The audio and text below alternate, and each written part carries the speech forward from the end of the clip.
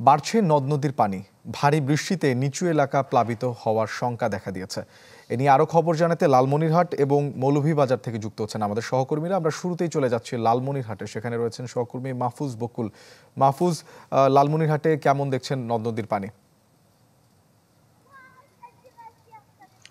শোভন, লালমনিরহাটে কিন্তু গতকাল থেকে নদীর পানি কিছুটা বাড়ছে। আমরা যদি দেখি একটু যে তিস্তার যে বিস্তীর্ণ পাড়, সেখানে কিন্তু গত ২-৩ দিন আগেও কিন্তু একদম চরাঞ্চল হয়ে গিয়েছিল, চর পড়ে গিয়েছিল। এখন কিন্তু সেটির অবস্থা নেই। আমরা দেখতে পাচ্ছি যে গতকাল রাতেই কিন্তু হঠাৎ যে পানি এসেছে, সেই পানিতে কিন্তু এই তিস্তার নিম্নাঞ্চল, তিস্তার দুই পাড়ের যে এলাকাগুলো রয়েছে সেগুলোতে পানি প্রবেশ করেছে।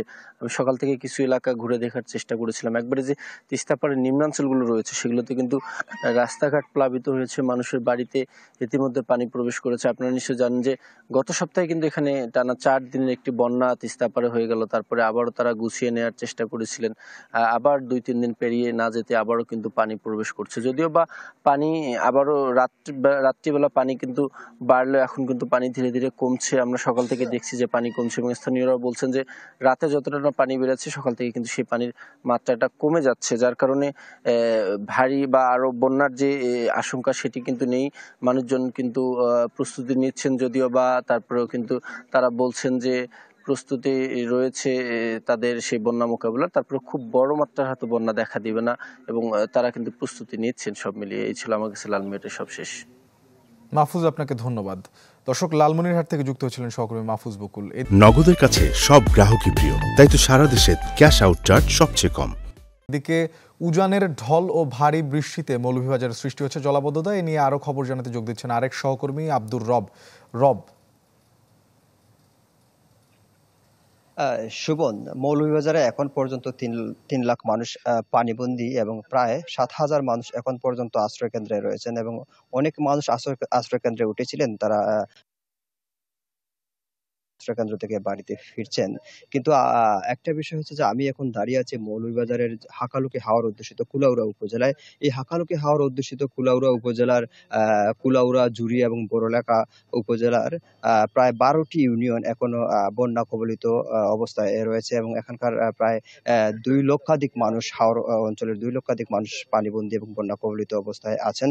আমি একটু দেখাতে চাই যে আমার পিছনে আমি কুলাউড়া উপজেলার যে এখানে দাঁড়িয়ে আছি একটি প্রাথমিক বিদ্যালয়ের সামনে। প্রাথমিক বিদ্যালয়টি ইতিমধ্যে নিমজ্জিত অবস্থায় রয়েছে, এবং কিছুটা পানি কমলেও এখনো প্রাথমিক বিদ্যালয়টি নিমজ্জিত রয়েছে। এভাবে ৩টি উপজেলার বিভিন্ন বিদ্যালয়, বিভিন্ন প্রতিষ্ঠান আসলে পানিবন্দী অবস্থায় রয়েছে, এবং এই প্রাথমিক বিদ্যালয়টি আমি যেখানে দাঁড়িয়ে আছি সেটি একটি আশ্রয় কেন্দ্র বটে। এরকম অনেকগুলো প্রাথমিক বিদ্যালয় আশ্রয় কেন্দ্র করা হয়েছে, কিন্তু চতুর্দিকে পানি এবং আশ্রয় কেন্দ্র পর্যন্ত ডুবে গেছে, এরকম পরিস্থিতি। এবং এখন পর্যন্ত এই যে আশ্রয় কেন্দ্রে ওঠা মানুষ বা বিভিন্ন বন্যা কবলিত মানুষ, তাদের যে অভিযোগ যে ত্রাণ তৎপরতা বা বিভিন্ন যে সহযোগিতা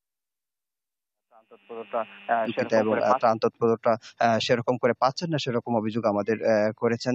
এবং গত ১৫ দিন থেকে এই অঞ্চলের মানুষ আসলে বন্যা কবলিত অবস্থায় রয়েছেন, এবং বিশেষ করে হাওরের যে একদম কাছাকাছি যে মানুষ, তারা বিভিন্ন ধরনের যে বিভিন্ন ঢেউ এবং বিভিন্ন ধরনের যে আফাল বা বিভিন্ন ধরনের সমস্যা আসলে মোকাবেলা করছেন। পাশাপাশি বিভিন্ন ধরনের বন্যার কারণে বিভিন্ন ধরনের যে পানিবাহিত রোগ সহ নানাবিধ সমস্যা রয়েছে, এমনকি সাপের আতঙ্ক রয়েছে। সাপে কাটা রোগীও এই অঞ্চলের হাসপাতালে আসছেন, এইরকম ডাক্তারও আমাদের বলেছেন। সুবল।